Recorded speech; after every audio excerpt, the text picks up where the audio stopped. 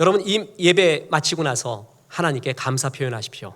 부모님께 사랑하는 사람한테 감사의 표현을 하십시오. 그래서 충만함과 풍성함이 넘치기를 주 예수의 이름으로 축원합니다. 요즘 젊은이들 사이에 신파극 홍도야 울지 마라가 폭발적인 인기를 끌고 있습니다. 감성이 맞나 봅니다. 여러분, 지금 아직 우리의 아이들이 갑돌이와 갑순이를 모른다면 가르쳐 주세요. 이걸 모르면 아직 한국인이 아니죠. 갑돌이와 갑순이는 한 마을에 살았더래요. 둘이는 서로 사랑을 했더래요. 그러나 둘이는 마음뿐이래요. 겉으로는 모른 척 했더래요. 이게 강원도 버전인가 봐요. 했더래요 그러면서요. 그러다가 갑순이는 시집을 갔더래요. 시집 간 날 첫날 밤에 한없이 울었더래요. 갑순이 마음은 갑돌이뿐이래요. 겉으로는 안 그런 척 했더래요.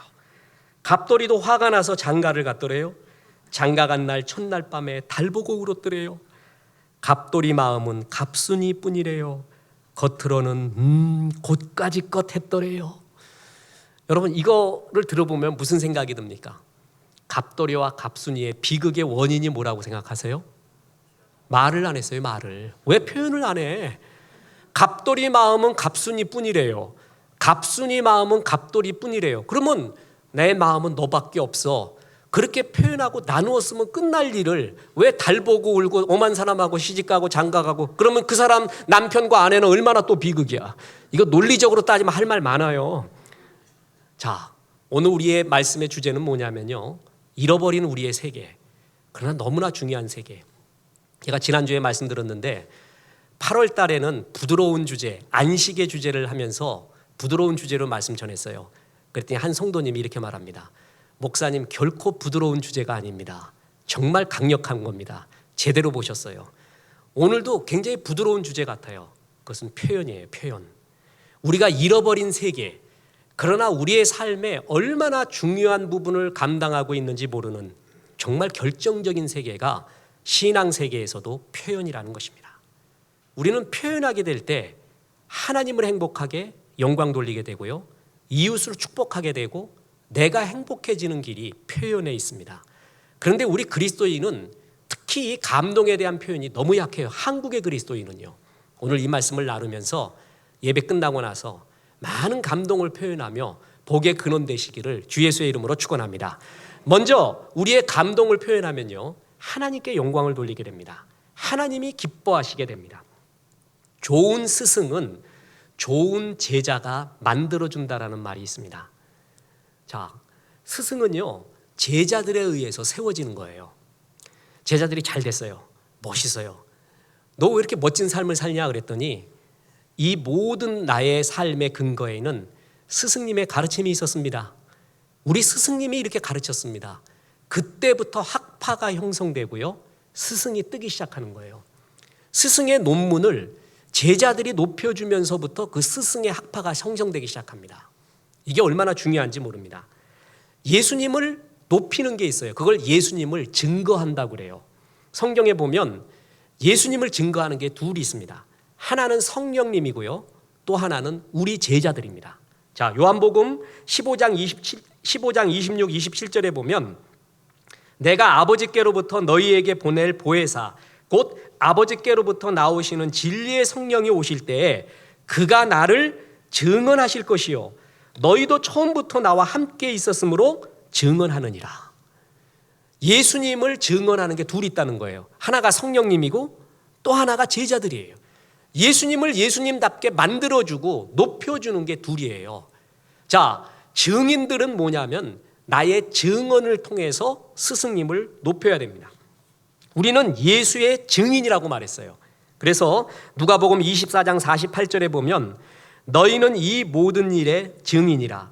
사도행전 2장 32절에도 이 예수를 하나님이 살리신지라 우리가 다 이 일의 증인이로다. 너희가 누구냐? 넌 누구냐? 나는 누구냐? 내가 누군 줄 알아야 나다운 삶을 살거든요. 인간이 누군 줄 알아야 인간다운 삶을 살아요. 인문학은 이걸 몰라요. 뭐가 인간답다는 거예요. 인문학은 인간다운 걸 추구하는 거거든요. 뭐가 인간다운 거예요? 이 자체부터 인문하고 무너져 있습니다. 모르는 거예요. 근데 성경은 내가 누구인지 알아요. 하나님이 만들었고 너는 예수의 증인이라 이거예요. 증인이 해야 되는 건 뭔지 아세요? 증언을 해야 돼요. 자, 쉽게 이야기하겠습니다. 제가 여러분 밤 너무 멋져요. 잘생기고요. 어떻게 이렇게 번듯하고 사회적으로도 좋고 인품도 좋으시고 자녀도 잘 되고 속으로 씁쓸한 사람도 있을 거예요, 조금. 그런데 그렇게 될 거예요. 그런 사람들이거든요. 그때 묻습니다. 어떻게 이렇게 잘 됐어요? 당신의 그 멋짐은 무슨 이유입니까? 주님 때문입니다. 주님이 내 삶을 이렇게 만들어주고 우리 가정을 축복했습니다. 그런 증언을 해야 돼요. 증인들은. 그게 그런 말을 할 때 어떻게 돼요?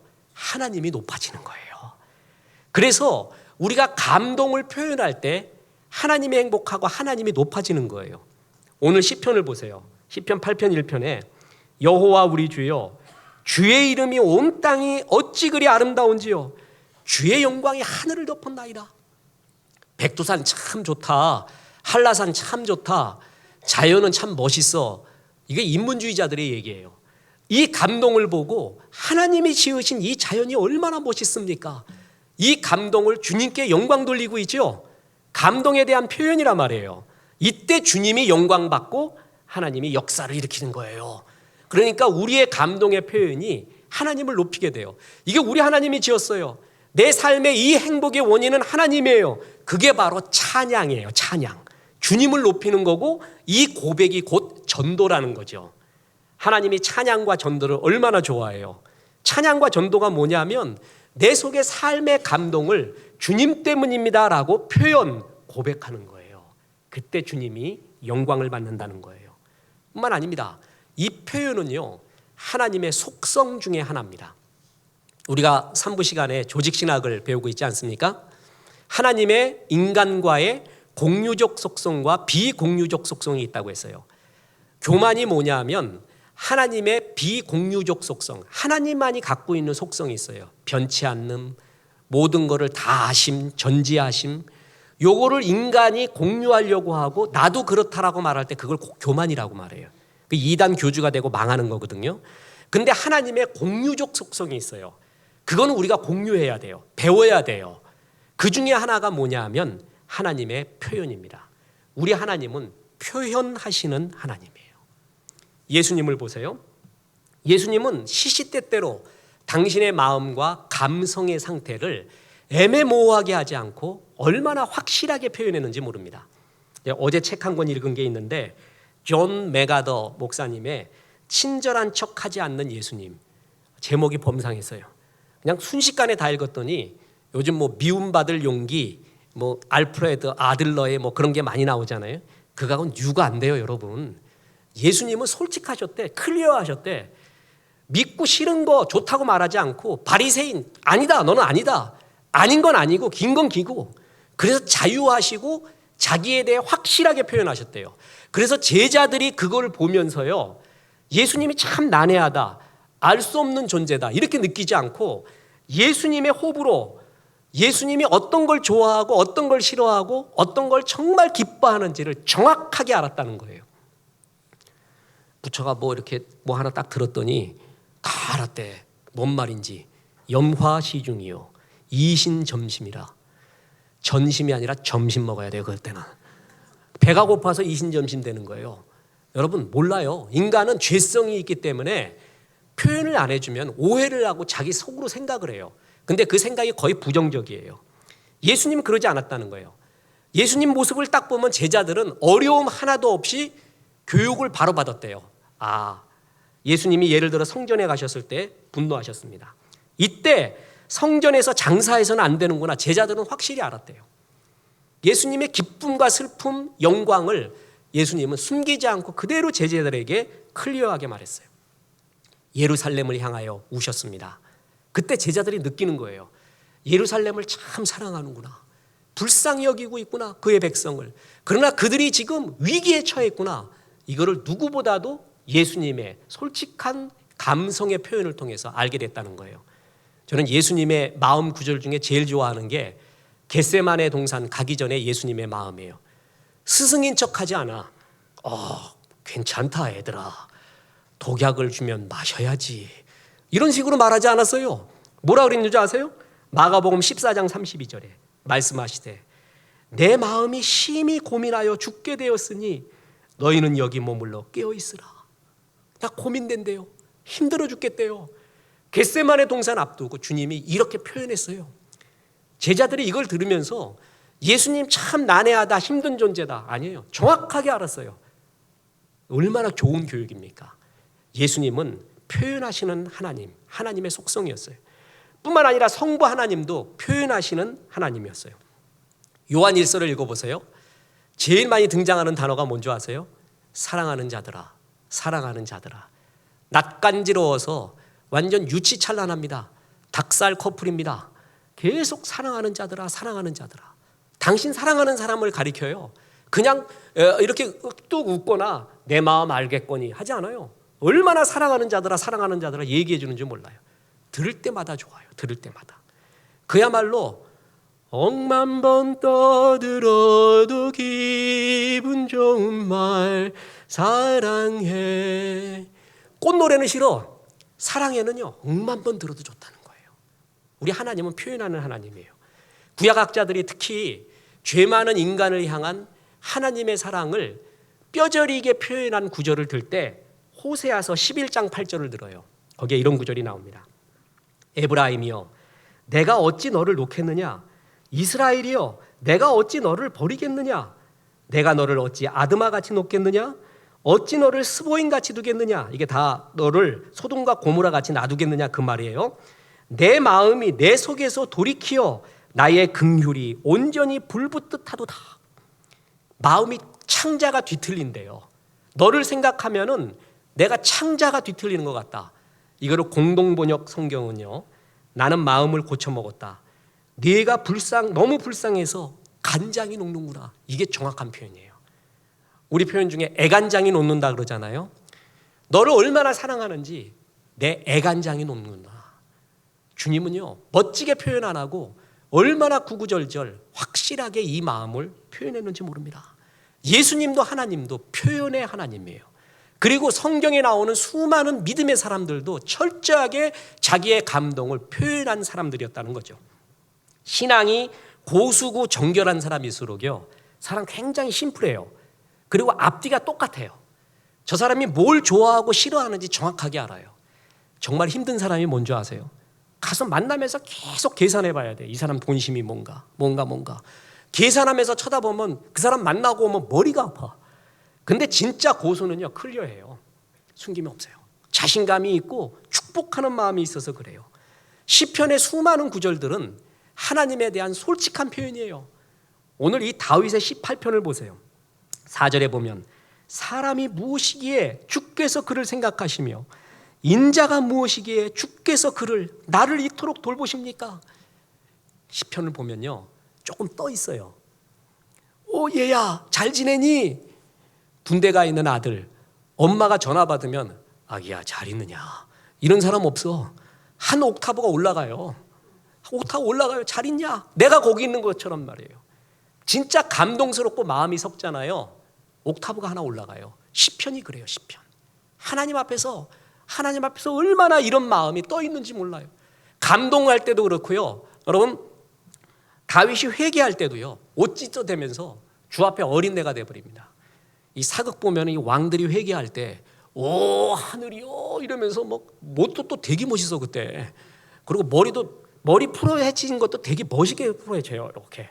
그리고 그때 또 비가 내려요. 이렇게 이런 식의 표현이 있어요 가끔 보면은. 그런데 다윗 회개할 때 옥 찢어버려요. 주님 그리고 땅을 쳐요.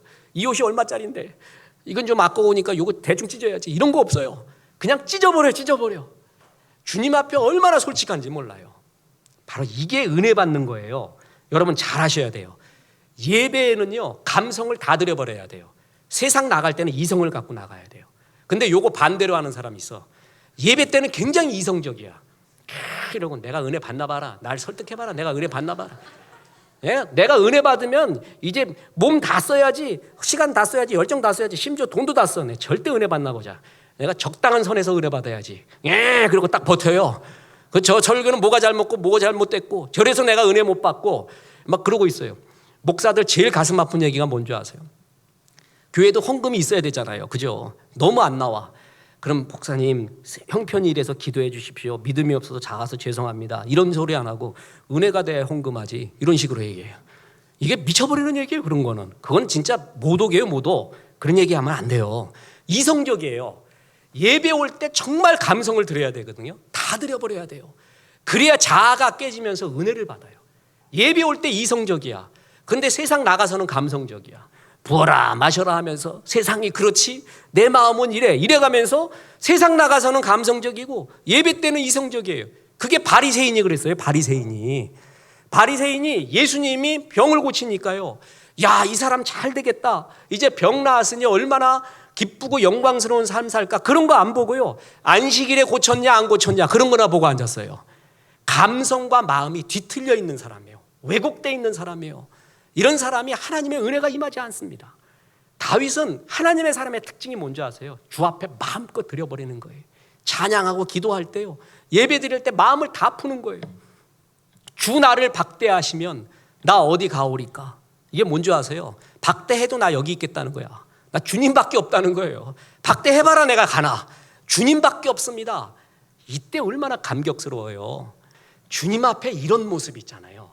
정말 이렇게 다 드리는, 내 감성까지 드리는 모습, 그게 주의 백성들의 특징이에요. 그래서 시편 보면은요, 이런 모습이, 어린아이 같은 모습이 나와요. 그리고 끝에 가서는 의지의 결단을 해요. 그래서 내가 주 앞에 다 드리고 났어요. 그리고 난 다음에 은혜를 받아요. 이렇게 살라고 해요. 그때 힘을 얻고 세상에 나와서 강한 힘으로 살아나가는 거예요. 주 앞에 깨지지 않아요. 감성이, 표현이 깨지지 않아요. 여러분, 이때 무슨 역사가 일어납니까? 그렇습니다. 표현은요, 예수님의 속성이었어요. 하나님의 속성이었고, 또한 주의 백성들, 믿음의 영웅들의 속성이었습니다. 이때 하나님께 영광을 돌리는 거예요. 좋은 리더가 뭔지 아세요? 자기의 호불호를 분명히 말해줘야 돼요. 그래서 리더의 가장 중요한 모습 중에 하나는 기준을 세워야 돼요. 나는 뭘 좋아하고 뭘 싫어한다라는 기준을 확실히 세워야 돼요. 지금 북한 정권 김정은 앞에 벌벌 떠는 게 뭐예요? 뭐를 내가 어떻게 해야 되냐고. 거기 밑에 있는 고위 지도자들이요, 내가 도대체 어떻게 해야 되냐고 어느 장단에 춤을 춰야 돼요. 정확하게 이럴 때는 한없이 올려주고 이럴 때는 아니다라는 거 분명히 보여줘야 되는데, 그게 불분명하면은요, 이게 어느 장단에 춤을 춰야 될는지 모릅니다. 다윗이 어떤 아말렉 소년이 사울의 죽음을 거짓 보고하면서 사울의 면류관과 팔찌를 갖고 와요. 이거 가지면서 당신 왕위를 계승하십시오 나왔어요. 아말렉 소년을 죽여버립니다. 사울을 멋지게 장사 지낸 길르앗 야베스 사람들을 칭찬해주고 후대합니다. 그게 뭔지 아세요? 나는 어떤 존재다, 나는 어떤 기준을 갖고 사람을 보고 어떤 기준으로 통치한다는 걸 분명히 보여주는 거예요. 여러분, 하나님은요, 당신의 감성과 마음을, 또한 예수님은 분명히 표현했습니다. 이거는 좋고 이건 싫다. 좋은 척하지 않았어요. 싫은 척하지도 않아요. 그러면서 제자들에게 편안하게 당신의 마음을 줬어요. 이게 바로 하나님의 속성이었어요. 그러니까 이 감동의 표현은 하나님의 속성이자 또한 하나님을 증거하는, 하나님을 높이는 일이 되게 됩니다. 뿐만 아닙니다. 감동의 표현은요, 이웃을 축복하는 길입니다. 이거 굉장히 중요합니다. 여러분, 예수님은 얼마나 공개적인 칭찬을 좋아하는 줄 아세요? 우리 신앙은 균형이 필요해요. 성경은 죄를 얘기하지만요, 기쁨도 얘기해요. 십자가를 말하지만 부활도 말하거든요. 예수님이 죄에 대한 지적도 했지만요, 공개적인 칭찬도 얼마나 했는지 모릅니다. 이 균형을 잘 잡아야 돼요. 성경에서 은밀하게 하라는 게 있어요. 세 가지예요. 기도할 때 골방, 구제할 때, 또 뭐예요? 금식할 때 포마도 바르고 기름 바르고 해라. 그래서 기도원가 보면 진짜 반들반들한 사람이 있어요. 그 사람들 보면 존경스러워요. 성경대로 하는 거예요. 머리 쫙 바르고 있어요. 남자하고 여자고. 그럼 존경스러워요. 자, 기도하고 금식하고 구제할 때 은밀하게 하라죠. 그거는 은밀하게 하고요, 어떤 사람을 칭찬해 주거나 이러잖아요. 그러면 우리나라의 성도들의 사고방식이 뭐냐면, 와, 저 하나님 영광 받아야 될 거 저 사람 다 받는다, 이러고 앉았어요. 그건 시기에 또 다른 말이거든요. 저 사람 시기한다 그 말 하지 않고 하나님이 영광 받아야 되는데 왜 저 사람이 받냐, 이런 식으로 바꿔 말해요. 여러분 그건 반은 맞고 반은 틀리고 다 틀리는 말이야. 예수님이 얼마나 공개적인 칭찬을 말해줬는지 몰라요. 많이 해줬어요. 외국 가서도 미국 가면 특히 좀 좋은 게 나쁜 것도 있고 좋은 것도 있잖아요. 감동받는 것 중에 하나는 건물 이름, 또 마켓 이름, 방송 이름에 사람 이름을 집어넣어요. 월마트, 뭐 우리나라 자니온, 그러다 한번 소개해서 우리나라에서도 자니온 쇼 이러잖아요. 우리나라에서 홍길동 쇼, 홍길동 뭐 이러면 바로 하나님께 영광 받아야 되는데 왜 사람이 받냐 그러면서 야단나요. 건물 이름에다 사람 붙여놓으면 야단나고, 요즘은 좀 많이 낮았지만요. 특히 우리 한국적 성도의 사고에서는요, 누구 이름 칭찬해주고 공개 칭찬하는 걸 되게 싫어해요. 하나님의 영광 받아야 되는데 그게 그 이면에는 옳지 않습니다. 비성경적인 시기가 많이 있습니다. 예수님 보세요. 누가복음 19장에 삭개오한테 많은 사람이 있는 앞에서 삭개오야라고 불러요. 삭개오야, 삭개오야 내려와라. 내가 너 집에서 유숙하겠다. 많은 사람 앞에서요. 많은 사람 앞에서 말합니다. 너도 아브라함 자손이야. 그때 삭개오가 변하잖아요. 베드로한테 뭐라는 줄 아세요? 바요나 시몬아, 네가 복이 있도다. 내가 너한테 천국 열쇠 준다. 제자들 앞에서 정말 잘한 사람은 칭찬해줘요. 공개적 칭찬을 주님이 얼마나 많이 했는지 몰라요. 그래서 사람을 살려요. 이런 공개적 감정의 표현은요, 감동의 표현은 이웃을 살리는 거예요. 그래서 크리스찬의 라이프 스타일을 말할 때 로마서 12장 15절을 드는데, 로마서 12장 15절에 이런 게 나옵니다. 즐거워하는 자들과 함께 즐거워하고 우는 자들과 함께 울라. 이게 크리스찬의 라이프 스타일이거든요. 근데 우리가 잘하는 건 우는 사람하고 같이 우는 건 되게 잘해. 같이 울어줘 그냥. 근데 즐거워하는 사람들로 같이 즐거워 못해요. 이게 즐거움의 영성이에요. 저는 되도록이면 여러분 영성이 즐거움의 영성이 있으면 좋겠어요. 그게 밝은 거예요. 사람을 막 살리고 웃게 하고 하는 거. 근데 즐거움의 영성 가진 사람의 특징이 뭔지 아세요? 그를 공개적으로 높여주고 칭찬해 줄 줄 알아요. 그게 즐거움의 영성이에요. 너 참 잘한다. 이런 부분 잘한다. 그러면서 그를 높여주고 살려주는 거예요. 그럴 때 이웃이 살아납니다. 아까 말했죠? 사람은 죄성이 있어요. 그래서 말 안 하면요, 오해해요. 곡해하고 지가 다 판단해. 우리 애들 다 알 것 같아요? 애가 어느 날 깜짝 놀랄 말을 해요. 그때 얘 마음이 이랬구나. 그때 알아요. 그때 그 사람 다 안다라고 생각하는 것처럼 교만함이 없습니다. 갑돌이와 갑순이 말을 했으면 되잖아. 말을 표현했으면 되잖아. 나는 너 마음밖에 없어 이러면 됐잖아요. 왜냐하면 하나님이 우리를 만들 때요, 우리는 감성적 존재로 만들었어요. 이성적 존재보다는 감성이 80% 이상 좌우합니다. 그래서 뛰어난 기업가, 광고가, 또 스티브 잡스가 발견한 게 뭐냐면 인간은 이성적 존재가 아니라 감성적 존재라는 거예요. 그래서 물건 고를 때 이성적 판단으로 고른 게 아니라 감성이 들어가 있는 걸 고르더라. 이게 기업가들이 인간을 파악한 거예요. 지난번 얘기했죠? 커피 얘기할 때 당신은 여자들한테 그래요. 커피는 여자가 많이 사 먹는데 우리 대한민국은 여자를 잡아야 돼요. 당신은 시인입니다. 아직도 시인입니다. 왜 그걸 놓치고 계십니까? 글을 쓰세요. 지금도 쓸 수 있습니다. 시가 생각 안 나세요? 그럼 우리 커피를 드세요. 그게 커피 선전이야. 그러면 딴 커피가 더 좋은데 그거 먹는데 나 시인이라고. 제가 무슨 시인이야? 원시인이지. 그런데도 나를 시인이라고 지켜세운 그 커피를 먹으면서 좋아한다는 거예요. 인간은 이성적이지 않다는 거예요. 감성적이에요. 저는 광고 카피라이터를 굉장히 존중합니다. 제 영감을 거기서 굉장히 많이 얻어요. 뭐 광고 천재 이재석 뭐 이런 것도 책도 나오지 않습니까? 제가 팁 하나 드릴게요. 정말 글 잘 쓰는 사람, 광고 글 잘 쓰는 사람 박웅현이라고 있어요. 이 사람 나한테 상 줘야 돼. 이 사람은 광고가가 아니라 인문학자입니다. 그래서 수많은 인문학 광고에 이 사람이 등장해요. 뭐 정철이라는 사람들 잘 쓰지만 박웅현은 사람을 잡아요. 근데 이 사람의 광고 철학도 뭔지 아세요? 인간은 감성의 존재래요. 감성과 이성을 8대2로 쫙 섞어서 끌어가야 되는데, 근데 결국 인간은 뭐냐 하면 감성적 존재라는 거예요. 그래서 감성적 존재의 특징이 뭔지 아세요? 표현을 해줘야 돼요. 인간은 그 표현을 받을 때 그제서야 살아나는 거예요. 예를 들어 보겠습니다. 그녀의 자전거가 내 가슴 속에 들어왔다. 환장해 이거. 잘자 내 꿈꿔. 이게요 유행어예요. 이 사람이 한 거예요. 이것 때문에 700개의 패러디가 나왔어요. 그 나라에서. 그래서 뭐냐면 잘자 개 꿈꿔, 잘자 큰 꿈꿔, 최민수는 내 꿈은 내가 꾼다. 뭐 이런 식으로 해가지고 700개가 나왔대. 얼마나 사회적 말이 됐는지 몰라요. 커피 앤 도넛, 생각이 에너지다. 나이는 숫자에 불과하다. 이런 말들이요 사람을 잡어. 나이 든 사람한테 힘내세요 이 말보다 나이는 숫자에 불과해요. 그럼 막 왠지 살아나. 이게 이성적이지가 않다는 거죠. 인간은 감성적이에요. 그래서 갑돌이와 갑순이 같은 거 말도 안 되는 얘기거든요. 지금 논리적으로 얘기해 보라면 말도 안 돼요. 흥부 놀부도요 진짜 잘 사는 놈은 놀부 아니에요. 흥부 능력도 없는 게 왜 그렇게 애를 많이 낳아.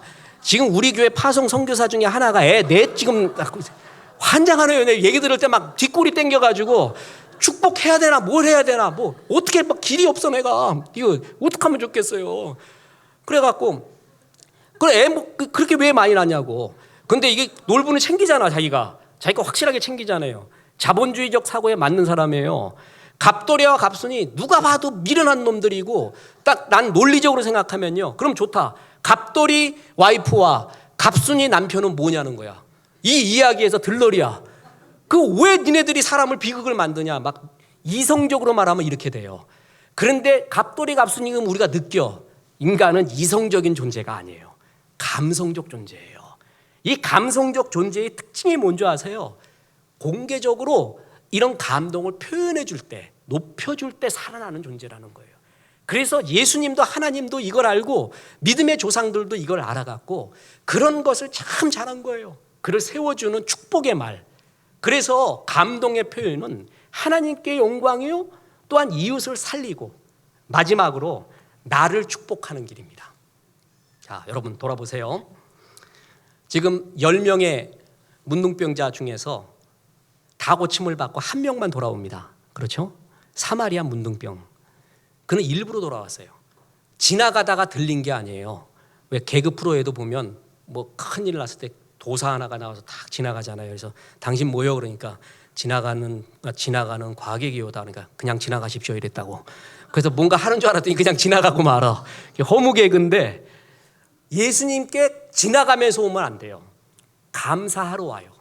일부러 감사를 표현하러 온 게 사마리아 문둥병자였어요. 그때 예수님이 그에게 축복을 머물게 합니다. 그리고 더 큰 축복인 구원의 축복을 줍니다. 다시 말합니다. 축복은 스쳐가는 게 축복이 아니에요. 내가 좋은 사람 만났어. 쏘아. 그래서 뭐 어땠다는 거야? 그 사람하고 살고 있냐고. 축복이 머물러야 축복이에요. 한때 좋았어. 쏘아. 그게 뭐 어떠냐고. 계속 축복스러워야죠. 축복은 머물러야 돼요. 그리고 머무는 축복은 더 큰 축복으로 나가야 돼요. 그게 진짜 축복이거든요. 9명의 문둥병자는요. 문둥병이 재발할 수도 있어요. 문둥병이 나았기 때문에 그동안에 못했던 죄악의 쾌락을 다 누리느라고 더 망할 수도 있어요. 근데 돌아온 이 사마리아 문둥병자는 완벽하게 낫습니다. 축복이 머무릅니다. 더 큰 축복인 구원의 축복까지 받습니다. 감사를 뭐 할 때요? 표현할 때요. 감사한 것이 뭔지 아세요? 표현이에요. 축복의 닷을 내리는 거예요. 이 축복은 내 것입니다. 지나가는 게 아니라 닻을 내리는 게 그게 바로 표현이에요. 표현. 이게 얼마나 중요한지 몰라요. 감사는 믿음은 형용사가 아니라 동사예요. 동사. 그럴 때 이것이 내 것이 되게 된다라는 것입니다. 그렇습니다. 이 축복 감동에 대한 표현은 하나님께 영광이요 이웃도 살리고 나를 살리는 길이 바로 표현이에요. 얼마나 우리가 잃어버린 세계입니까? 끝으로 말씀드립니다. 여러분 표현의 수단을 기르십시오. 자, 따라해 보겠습니다. 표현의 수단을 기릅시다. 18편 우리가 스크린 통해 본 게 아니라 여러분 성경을 보세요. 여러분 성경에도 있어요. 시편 8편 구약에 있습니다. 가운데를 딱 열면 시편이에요. 그런데 여호와 우리 주여 나오기 전에 부제가 나와 있어요. 부제가 뭐예요? 한번 읽어보겠습니다. 다윗의 시 인도자를 따라 뭐라고요? 깃딧에 맞춘 노래. 이거 잘 들으세요. 깃딧이 뭐냐? 기타예요. 그냥 쉬운 말로. 그렇게 생각하면 돼요. 다윗은 뭐가 있는 줄 아세요? 하나님에 대한 감동이 있어요. 그걸 표현할 줄 알고요. 표현할 수단이 있었어요. 기타라는 수단이요. 저는 이거 젊은 크리스찬들에게 누차 강조합니다. 나의 감동을 표현할 수단을 젊은 날부터 길러야 됩니다. 이거 굉장히 중요해요. 이거를 아는 사람과 모르는 사람은 엄청난 차이가 돼요. 감동 좋다라는 거 하고요, 이 좋은 걸 표현하잖아요. 그러면 내가 업되고요, 이웃이 공감을 하게 돼요. 다윗이 너무 좋았어. 그래서 하고 있어요. 그냥 그 자기만 좋은 거예요. 여호와 우리 주여, 주의 이름이 온 땅에 어찌 그리 아름답습니까? 그거를 멋지게 표현할 수 있는 시라는 툴이 있었어요. 그때 자기도 높아지고요, 그걸 듣는 이웃은 공감하게 돼요. 어느 유명한 시인이 있었는데, 당신이 제일 감동스러울 때가 어느 때였어? 그랬더니 자기가 초자 무명 시인인데 자기의 시를 누가 암송하고 있더래요. 그때 여러분, 그때 그 감동, 초자 무명 가수가 노래 하나 불렀는데 누가 자기가 제일 좋아하는 노래 뭐요? 그랬더니 그 무명 가수의 노래를 틀림없이 부른다고 쳐보세요. 얼마나 감동스러워요. 그게 바로 뭐예요? 공유거든요. 표현을 잘하면은요, 공감이 있어요. 누구나 시인의 심성은 있어요. 근데 시인은 아니에요. 원시인의 차원에 있어요. 시인이 되려면 뭔지 아세요? 표현의 능력이 있어야 돼요. 표현해가지고 공유를 하게 될 때, 공감을 할 때, 그게 시인이에요. 그때부터. 마음은 똑같은데 그걸 표현할 수 있는가? 다윗은 감동이 있었어요? 표현할 수 있었어요. 깃딧에 맞춰 부르며 노래 부르며 시를 짓는 공감력이 그에게 있었어요. 여러분, 젊은 날에 힘 있으면 색스폰 배우세요. 안 그러면 피아노 배우세요. 우리 한나 자매처럼, 바이올린 조금 어려워. 줄리아드 정도가 돼야 저 정도 나와야, 아시죠? 그런데 나를 표현할 수 있는 툴 하나를 젊은 시절부터 훈련하는 건 굉장히 중요합니다. 그 중에 하나를 권면해 드리겠습니다. 사진을 하세요. 사진은요, 3개월만 배우면 다 배워요. 이게 거짓말 아닙니다. 그래서 모 사진학과에서는 사진 실력을 보지 않아요. 실력에 그냥 학력고사 실력으로만 들어가고, 사진은 이제 여기 교회 와서 배우래. 교회가 아니라 학교 와서 배우래요. 학교에서 배워도 3개월이면 다 배운대. 그렇게 쉬워요. 붓글씨 배우려고 해봐요. 서예 시 쓰려고 해봐요. 또 뭐 조각하려고 해봐요. 평생 해봐야 되나? 사진은 핸드폰부터 다 돼요. 하나님이 주신 대중 표현에 굉장히 좋은 게 카메라예요. 카메라. 그래서 이거는 정말 표현할 수 있어요. 마음껏. 나를 진짜 이 좋은 거를 사각 툴 안에 제한시키고 집어넣을 수 있고 만들어낼 수 있다. 이거 미쳐버리는 거예요. 저는 그래서 시도 정령시를 좋아해요. 정령시는 딱 만들어진 그 틀에, 그게 나는 오히려 더 자유를 느껴요. 배어려 안 배는 님, 눈 감아야 보이시네. 감아야 보이신다면 소경되어 지이다. 이게 미쳐버릴 것 같아. 그 운율, 그 만들어내는 표현. 여러분, 이때 나는 자유를 느끼고요, 공감을 느껴요. 그래서 우리가 지금 다음 주 3부 예배 때 사진 특강까지 하잖아요. 우리 교회에서 뭐 별걸 다 가르쳐줘요. 여러분, 그래서 이 표현을 할 수 있는 능력이 된다. 뿐만 아니라 기타 들고 다니면서 얼마나 좋아요. 우리 강근식 장로님이 진짜 몇 명 놓고 이렇게 해줘요. 정말 존경스러워요. 한 명 있을 때도, 두 명 있을 때도, 3명, 4명 있을 때도 변함이 없어요. 저 진짜 솔직한 마음이에요. 한 명 났을 때 내가 애처로워 갖고, 여러분 지금 함춘호 그러면 알죠? 그리고 그러잖아, 함춘호. 몰라도 돼요, 이 정도까지는. 근데 조금 하는 사람은 함춘호 그러면 알거든요. 옛날에 함춘호요, 진짜 대단한 이 기타리스트. 엊그제도 저 중요한 사람 만났는데, 강장로님 그러니까 알아요. 그분한테 배우는 거예요. 얼마나 멋져요. 근데 한 명이 오건 두 명이 오건 성실하세요. 성실해요. 최선을 다해 해줘요. 장로님 때문에 그냥 내가 기타를 못 치겠어. 얼치기 앞에서는 되게 폼 잡겠는데, 대가 앞에서는 도레미파도 못 치겠어. 어떨 때는 이제 그거 벗어나야 되는데, 기타도 가르쳐줘요. 이것도 얼마나 표현의 수단인지 몰라요. 감동의 표현의 수단. 이건 젊은 날부터 개발하십시오. 이게 풍요로워집니다. 하나님이 이렇도록 넓고 넓은 세계를 표현에다가 심어놨습니다. 표현하잖아요. 감동 표현하면 하나님께 영광이요, 이웃을 축복해요. 나를 축복하는 길이고 내가 한없이 업되는 길이에요. 여러분, 이게 얼마나 좋습니까? 잃어버린 세계 표현, 감동을 표현하십시오. 그래서 많은 사람을 주 앞으로 이끌고 하나님께 영광 돌리고 자신이 높아지는 복의 근원된 삶을 사시기를 주 예수의 이름으로 축원합니다.